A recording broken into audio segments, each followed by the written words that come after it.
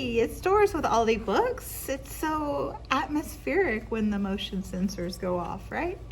Anyway, I want to do a super quick wrap up of the last few books I read for Nonfiction November. It was a fabulous month of reading, I must say. I just enjoyed it so much. It's my favorite reading month of the year, I think. I don't know. But it was a good one. So I finished 4 more. Braiding Sweetgrass by Robin Wall Kimmerer, The Indigenous Wisdom, Scientific Knowledge, and the Teaching of Plants. So this one I just posted a review video for yesterday for the Indie Press Project. We did Milkweed Editions. So do check that video out if you are interested in hearing more about this. It's been on BookTube a lot since I've been on BookTube, and even more recently with the 25th anniversary edition coming out, which is gorgeous. So yes, highly recommend this if you are into nature writing.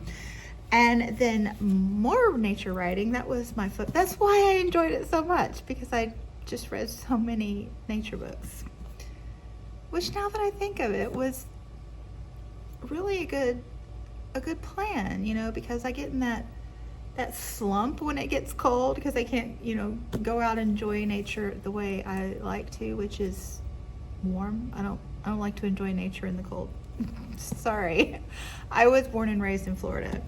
But anyway, I digress. So I finally got to Sue Hubble. So I read A Book of Bees and Broadsides from the Other Orders, A Book of Bugs. So the first one I read was The Book of Bees, A Book of Bees.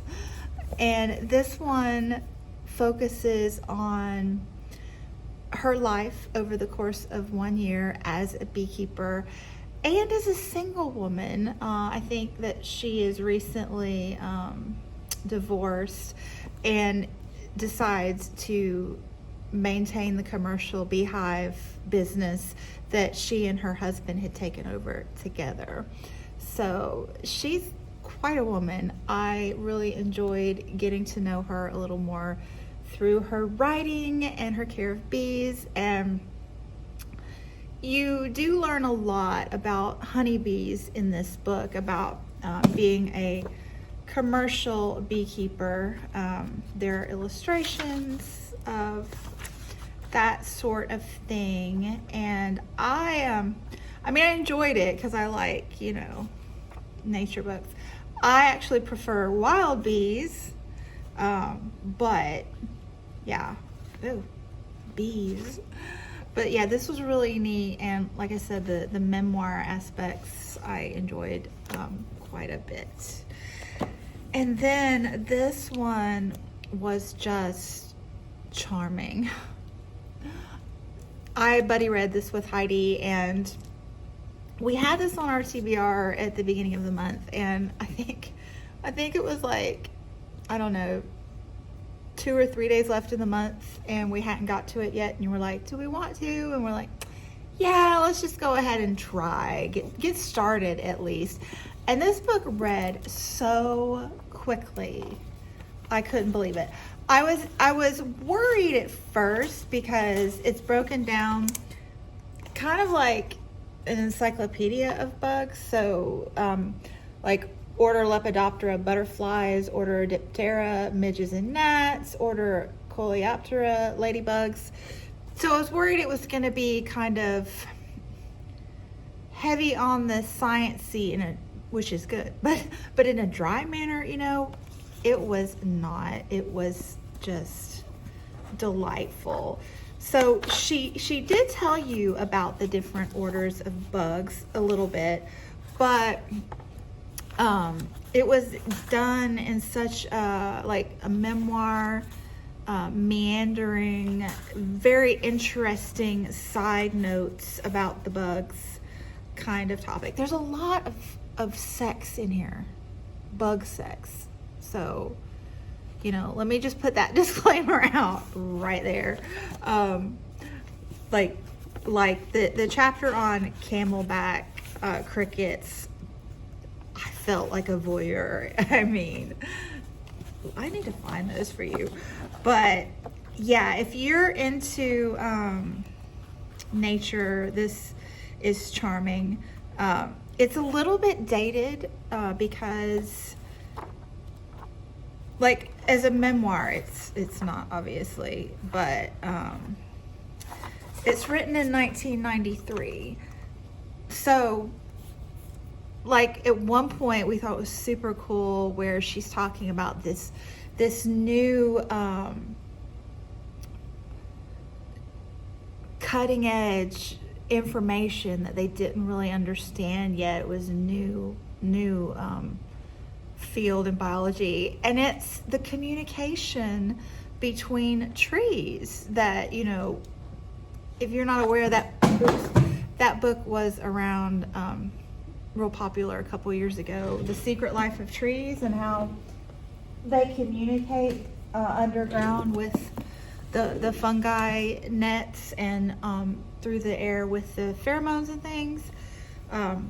So it was just really neat seeing how, like, what a huge discovery that was, and how this was on the front edge of talking about that. But this was just really fun, especially if you like bugs or nature. It was just a fun read. And then I read The Future's History, How Totalitarianism Reclaimed Russia by Masha Gessen. And let me tell you, they are brilliant. This book, like, is so insightful. It has made me understand the last, I don't know, how many years? Let me do this math, 35 years.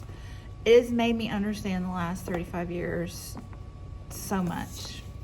So this focuses on 4 different average individuals, but they're from different cross sections of the community. So, you know, some people that were raised in the country as, you know, lower middle class, and, you know, ended up being able to go to university and, like, you know, elevate a little bit. You know, others who were grown up in the political moneyed elite. And then she also has 3 other individuals, one who's a political analyst, one who's a psychologist or psychiatrist, I forget which, psychoanalyst, and a sociologist. So just really interesting perspectives. So they follow those lives and also give you just massive amounts of information about what's going on in Russia at the time. And like I said, so incredibly insightful. So you get a little background information about the horrible repression and persecutions under Stalin, and then, you know, quickly through the other leaders and the opening up, the perestroika, and then how the repression began again under Putin, and like why that happened based on, you know, the cultural mindset of the peoples. This is a great book. I mean, if you're into history, I mean, the parallels in here between the Soviet Union and Russia and the United States, and things going on behind the scenes that link those two, especially in light of the previous election. I don't want to do that math right now. Sorry. Anyway, what year? 2020. Was it 2016? Anyway, yeah, it's just enlightening, eye-opening, intriguing, disturbing. But yeah, I highly recommend this book. So yeah, on to, you know, free for all reading in December. So thanks so much for watching, and I will be back soon. Just Vlogmas after all. Not that I intend to upload every day, but you never know. Chat with you soon. Bye.